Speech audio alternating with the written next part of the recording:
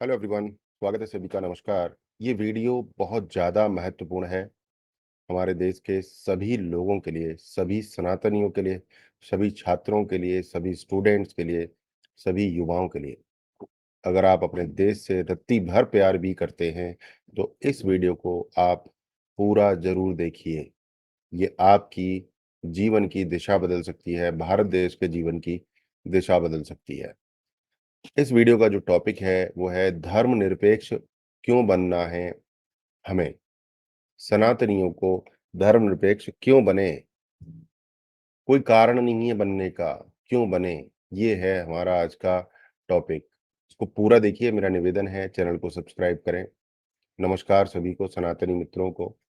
मेरा नाम है गुरुजी सुनील चौधरी और आज हम एक बेहद जरूरी, बेहद संवेदनशील लेकिन सच्चे सवाल पर बात करने वाले हैं। भारत एक ऐसा देश जहां वेदास गुनगुनाते थे, जहां गीता जीवन दर्शन थी, जहां हर घर में रामायण की चौपाइयां गूंजती थीं। आज उसी भारत को धर्मनिरपेक्ष कहकर उसका मूल ही बदल दिया गया है। अब सवाल ये उठता है, क्या भारत सच में धर्मनिरपेक्ष बनने के लिए बना था या फिर ये सब एक राजनीतिक प्रयोग था? जरा सोचिए, अगर किसी अफ्रीका के टीटी ने एक आदमी को एक ठीक ठाक लात मार दी होती तो आज शायद हमारा देश धर्मनिरपेक्ष ना होता। लेकिन हाँ, उस आदमी का नाम था महात्मा गांधी और उसी लाइन को आगे बढ़ाया जवाहरलाल नेहरू ने। और उन्होंने भारत का जो डायरेक्शन तय किया वो था सेकुलरिज्म, धर्म से दूरी, सनातन से दूरी। पर क्या यही सही था? जब दुनिया के हर देश का एक धर्म होता है, इजराइल का है ज्यूइश, सऊदी अरेबिया का है इस्लामिक, थाईलैंड का है बुद्धिस्ट, तो भारत का क्यों नहीं हो सकता सनातनी? वैसे तो हैं हम सनातनी, पर इसको घोषित करना बड़ा आवश्यक है। क्या हमारी गीता में कोई कमी थी या है? क्या रामायण केवल कहानी है? क्या वेदास आउटडेटेड हो गए हैं? तो फिर क्यों क्यों हमने अपने ही धर्म को छोड़ा और सेकुलरिज्म को गले लगाया? आज मैं आपसे वादा करता हूं, इस तांडव में हम फैक्ट्स भी लाएंगे, प्रूफ भी लाएंगे, इमोशंस भी लाएंगे और भारत के हर सनातनी को जगाएंगे। भारत को फिर से सनातनी बनाना है। धर्म ही हमारा मूल है, सेकुलरिज्म नहीं। तो चलिए इस विचारधारा की शुरुआत करते हैं एक सच्चाई से। धर्म सिर्फ पूजा नहीं, ये जीवन जीने की कला है। सनातनी भाई और बहनों, जब हम धर्म सुनते हैं तो मन में क्या आता है? मंदिर, पूजा, जाप, आरती। लेकिन सच तो यह है, धर्म का मतलब रिलीजन नहीं होता। धर्म कोई मजहब नहीं है, धर्म कोई लेबल नहीं है। धर्म का अर्थ है धारण करने योग्य सत्य। जो चीज इस ब्रह्मांड को चला रही है वही धर्म है। सूर्य का उगना और अस्त होना धर्म है, नदी का बहना धर्म है, माता पिता की सेवा धर्म है, सत्य बोलना धर्म है, कर्म करना धर्म है। सनातन Dharma is not a religion, it is a universal operating system, एक जीवन प्रणाली। अब सोचिए, जिस देश में धर्म का इतना गहरा अर्थ हो, जिस देश में वेदास लिखे गए, जहां रामायण और महाभारत ने जीवन का हर पक्ष छुआ, उसी देश में आज अपना धर्म छोड़कर सेकुलर बनने में शान समझी जा रही है। रामायण एक फैमिली मैनेजमेंट और एथिकल गवर्नेंस का ज्ञान, गीता एक मोटिवेशनल और स्पिरिचुअल माइंडसेट का manual, Vedas science, psychology, mathematics, music, Ayurveda, सब कुछ का बेस। क्या दुनिया के किसी भी वेस्टर्न कॉन्स्टिट्यूशन में ऐसे गाइडलाइंस हैं जो कर्म, धर्म, मोक्ष और इनर कॉन्शियसनेस पर फोकस करते हो? नहीं है, क्योंकि उनके पास सिर्फ कानून है और हमारे पास जीवन का ज्ञान है, जीवन का दर्शन है। और यहां एक बहुत बड़ा सवाल उठता है, जब अपने पास इतना परफेक्ट और प्रूवन सिस्टम था तो हमने उसे छोड़कर एक वेस्टर्न बोरोड सेकुलर सिस्टम क्यों लिया? ये जो आज की सेकुलर एजुकेशन है वो हमें सिखाती है कि रामायण एक मिथ है, गीता एक ओल्ड बुक है, वेदास इररेलीवेंट है। लेकिन वही वेस्ट जिसको हम कॉपी कर रहे हैं आज गीता पर रिसर्च कर रहा है, योगा अपना रहा है, आयुर्वेदा सीख रहा है, तो फिर हम भारतवासी अपने धर्म से दूर क्यों? Sanatan Dharma is eternal, it has no founder, no end. ये ऋषि मुनि की तपस्या का फल है, ना कि किसी प्रोफेट का डिक्लेरेशन।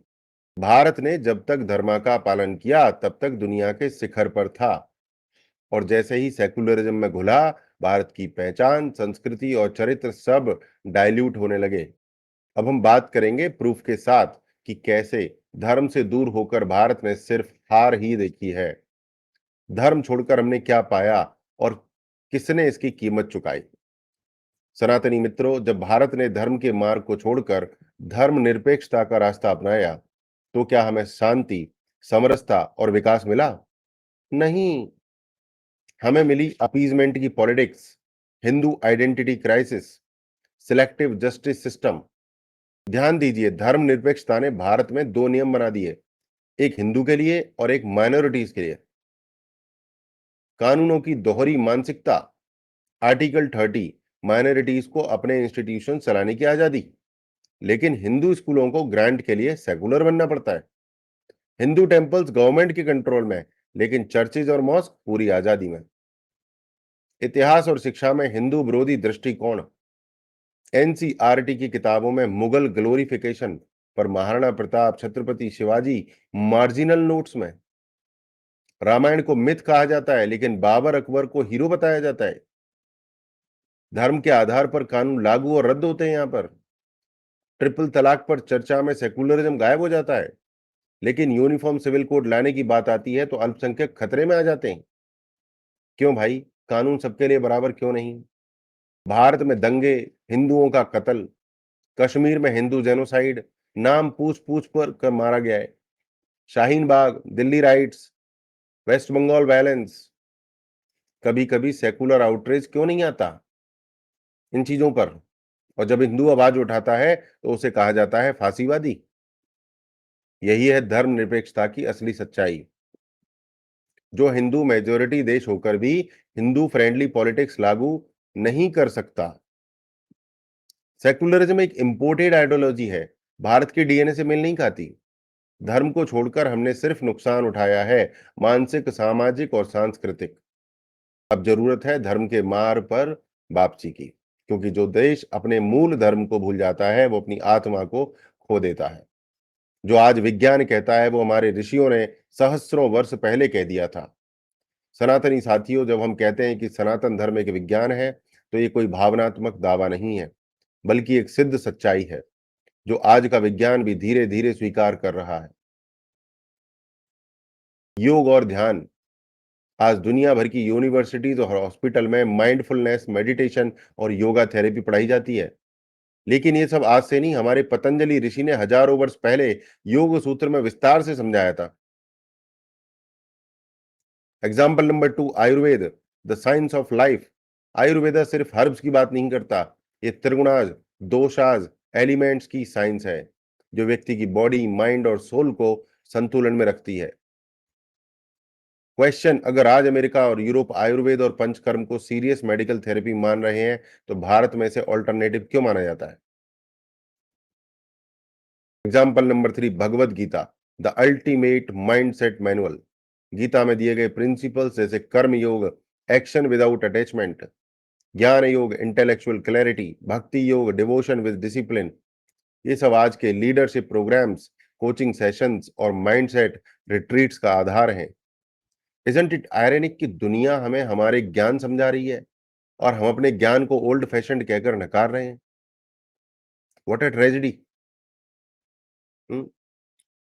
एग्जाम्पल 4, खगोल शास्त्र और गणित, एस्ट्रोनॉमी एंड मैथमेटिक्स, आर्यभट्ट ने जीरो दिया, भास्कराचार्य ने कैलकुलस के मूल प्रिंसिपल्स बताए, और हमारे नक्षत्र विज्ञान ने eclipses, planetary motion, even time dilation तक को समझा। नासा तक आज वैदिक मैथमेटिक्स और एंशिएंट इंडियन एस्ट्रोनॉमी पर रिसर्च कर रहा है। ध्यान दें, सनातन धर्म केवल धर्म नहीं, यह पूर्ण जीवन विज्ञान है। यह मनुष्य के संपूर्ण विकास की प्रणाली है, शरीर, मन, आत्मा और ब्रह्मांड, सबका संतुलन। सनातन धर्म बराबर है scientific, sustainable and spiritual supreme के। अब सोचिए, जब हमारे पास इतना सॉलिड फाउंडेशन था, तो हमने उसे सेक्युलरिज्म के इंपोर्टेड आइडियोलॉजी से क्यों बदल दिया? ये धर्म का त्याग नहीं था, ये सत्ता का सौदा था। सनातनी भाई और बहनों, भारत ने धर्म क्यों छोड़ा?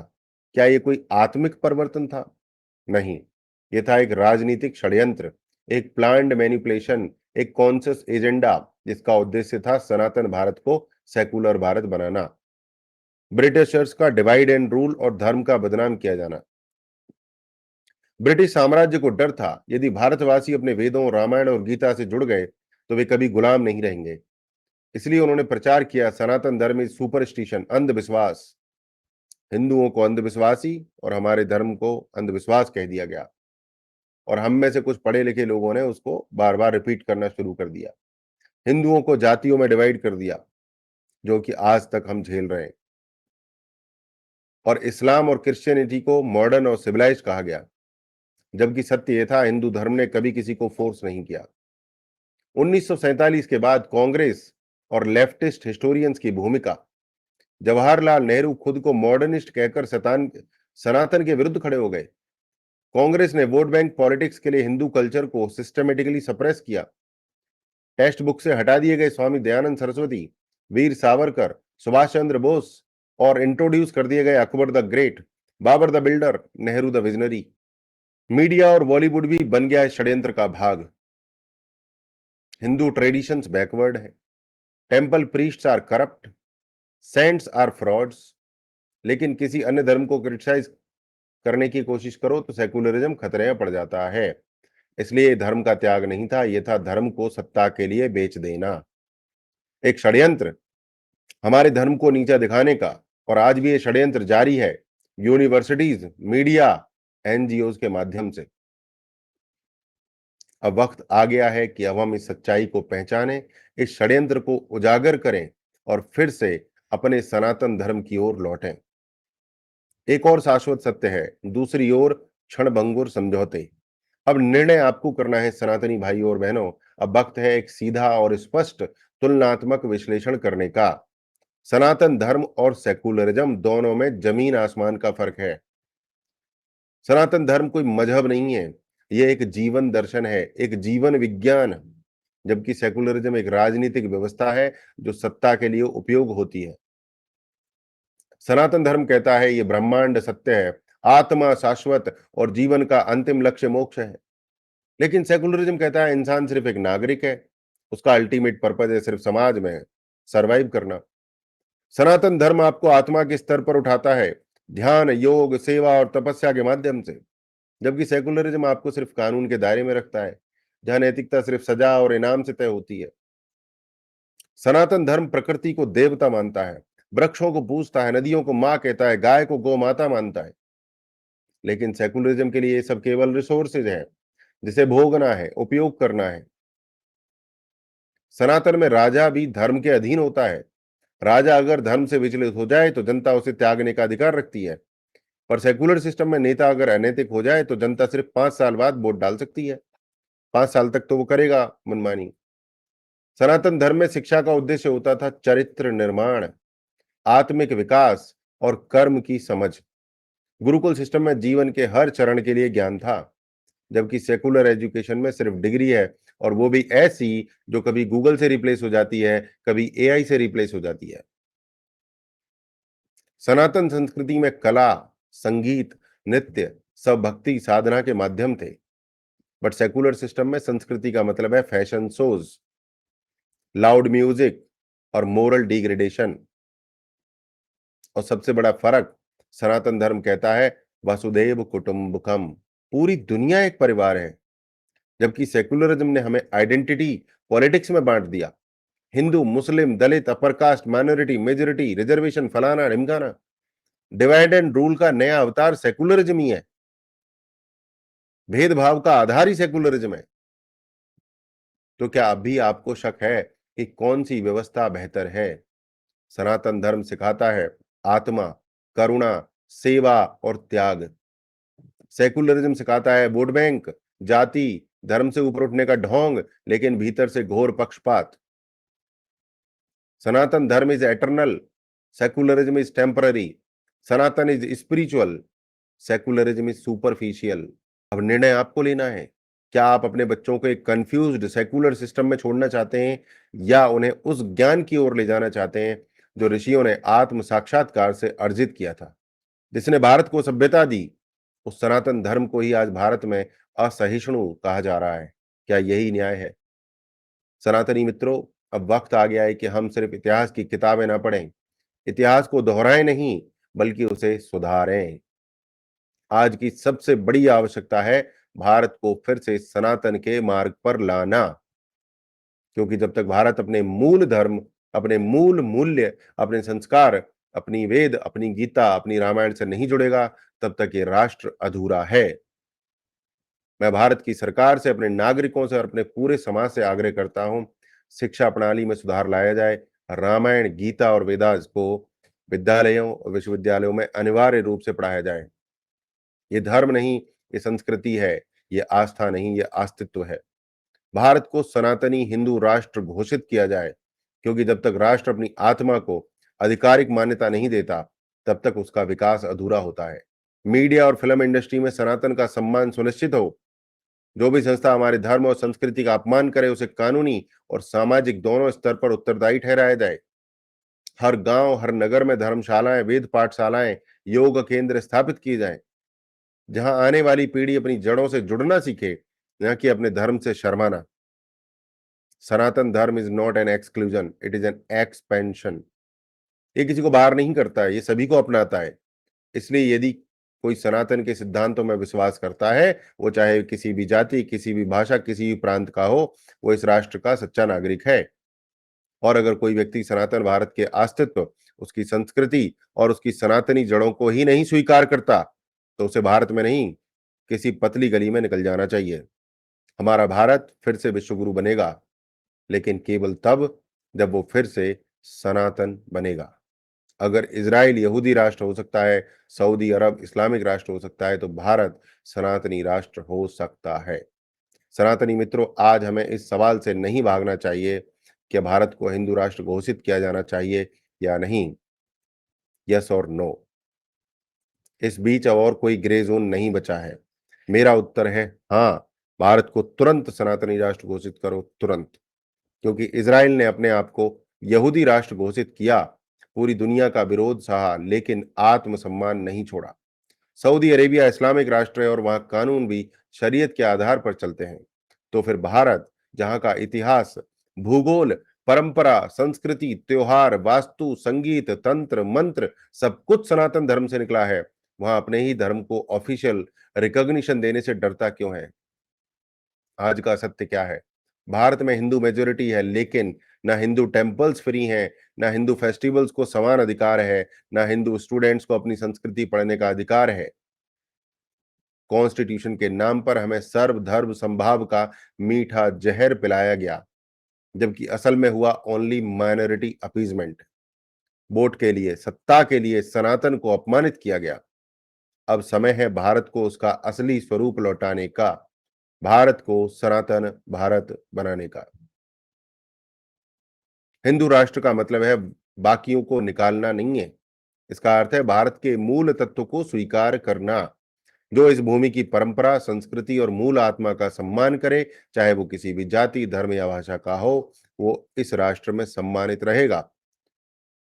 परंतु जो भारत के मूल सनातन स्वभाव से नफरत करता है, वो इस संस्कृति को मिटाने की साजिश करता है, उसे कोई जगह नहीं मिलनी चाहिए, न संसद में, न समाज में।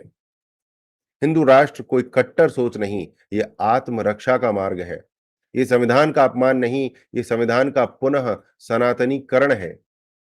भारत अगर फिर से विश्वगुरु बनना चाहता है, तो उसे पहले विश्व धर्मी बनना होगा, सनातनी बनना होगा। पहले हमें सनातनी बनना होगा। और मैं भारत सरकार से मांग करता हूं कि वो राष्ट्र हित में आत्मा की पुकार सुनते हुए भारत को तुरंत हिंदू राष्ट्र घोषित करे। ये केवल मांग नहीं, ये सनातनी भारत की पुनर्जन्म प्रक्रिया है और ये होना ही चाहिए। एक गलत लात से भारत धर्मनिरपेक्ष बना और आज तक उसकी कीमत चुका रहा है। मेरे प्यारे सनातनी साथियों, आज हम सब इस मोड़ पर खड़े हैं। जहां हमें इतिहास से सवाल पूछना चाहिए, क्या हम गांधी और नेहरू के दिखाए रास्ते से खुश हैं? क्या उनकी विचारधारा ने हमें शांति दी या फिर सनातन भारत को कमजोर कर दिया? गांधी जी ने कहा, मैं मुस्लिमों की रक्षा करूंगा, हिंदुओं को बलिदान देना पड़े तो दे दें। पर क्या ये लीडरशिप थी या सनातन के खिलाफ साजिश? नेहरू जी ने कहा, temples are not important for national character. पर उसी नेहरू ने मुगल इतिहास को ग्लोरीफाई किया और रामकृष्ण और ऋषिज की किताबों किताबों से गायब करवा दिया रामकृष्ण को। कांग्रेस की सरकारों ने डिकेड्स तक माइनॉरिटी अपीजमेंट में देश का चरित्र बदल दिया। यूनिफॉर्म सिविल कोड लाने में डर लगता है। राम मंदिर के मुद्दे पर दोगलापन दिखाया और सेकुलरिज्म के नाम पर सनातन धर्म को बदनाम किया। यही उनका कंट्रीब्यूशन था। और परिणाम क्या हुआ? भारत का हिंदू युवा खुद से कट गया, सनातन से कट गया। भारत की स्त्रियां धर्म से डरने लगीं और भारत की आने वाली पीढ़ियां कंफ्यूज्ड हो गईं। एम आई हिंदू और just Indian? I am not human. मुझे ह्यूमन कहने में कोई गर्व नहीं है, मुझे इंडियन कहने में कोई गर्व नहीं है। मुझे गर्व है सनातनी कहने में। आई एम अ सनातनी हिंदू। गांधी और नेहरू ने क्या छोड़ा? उन्होंने छोड़ा सनातन का ज्ञान, वेद, गीता, रामायण सब छोड़ दिया। और क्या छीना? हमारी पहचान छीन ली, हमारी परंपरा छीन ली, हमारी शक्ति छीन ली। अब समय है पुनः निर्माण का, री सनातनाइजेशन ऑफ भारत का। अब जो भी सनातन के खिलाफ खड़ा होगा उसे जनता का सामना करना होगा। अब जो भी भारत को सिर्फ एक सेकुलर मार्केट समझेगा उसे भारत की आत्मा का प्रतिकार झेलना होगा। एक गलत लात ने देश को सेकुलर बना दिया, पर एक सही जागरूकता भारत को फिर से सनातनी बना सकती है।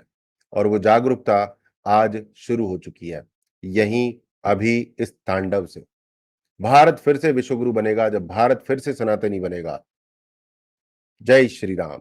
अब निर्णय आपका है, या तो फिर आप जियो धर्म के साथ या फिर भुगतो बिना आत्मा वाली आधुनिकता। मेरे प्यारे सनातनी मित्रों, भारतवासियों, आज हमने इस तांडव के माध्यम से वो हर सच्चाई सामने रखी जिसे तथा कथित सेकुलर मीडिया, पॉलिटिकल लॉबी और स्यूडो इंटेलेक्चुअल्स आपसे छुपाते आ रहे थे। हमने देखा कि कैसे धर्म को छोड़ना धर्मनिरपेक्षता के नाम पर आत्मसमर्पण था, कैसे हमने अपने ऋषियों की गूंज, माताओं की आस्था और पूर्वजों के बलिदानों को मॉडर्निटी और प्रोग्रेस के नाम पर त्याग दिया। पर अब नहीं, अब हम उठ चुके हैं। अब हम फिर से भारत को सनातन के मार्ग पर लाने के लिए संकल्पित हैं। अब वक्त है कि हम अपने बच्चों को सिखाएं गीता क्या है, रामायण में राजा कैसा होना चाहिए, वेद किस आत्मज्ञान का स्रोत है और सनातन धर्म क्यों विश्व का सबसे इंक्लूसिव, साइंटिफिक और स्पिरिचुअल सिस्टम है। अब वक्त है कि हम राम को रिक्लेम करें, कृष्ण को समझें, शिव को जिएं। ये केवल एक आंदोलन नहीं है, यह एक जागरण है। ये नफरत नहीं सिखाता, ये आत्मज्ञान की आग जगाता है। जो सनातन के साथ चलेगा वो भारत के साथ चलेगा, जो इसका विरोध करेगा वो खुद ही इतिहास के अंधेरे में खो जाएगा। मैं भारत सरकार से, भारत की जनता से और विशेष रूप से आपसे कहता हूं, अब मौन मत रहिए, अब सिर्फ दर्शक मत बनिए। अब आगे आइए, सनातन भारत के नव निर्माण में हिस्सा लीजिए, क्योंकि जो अभी नहीं जागेगा वो आने वाली पीढ़ियों को जवाब नहीं दे पाएगा। जय सनातन, जय भारत माता, वंदे मातरम।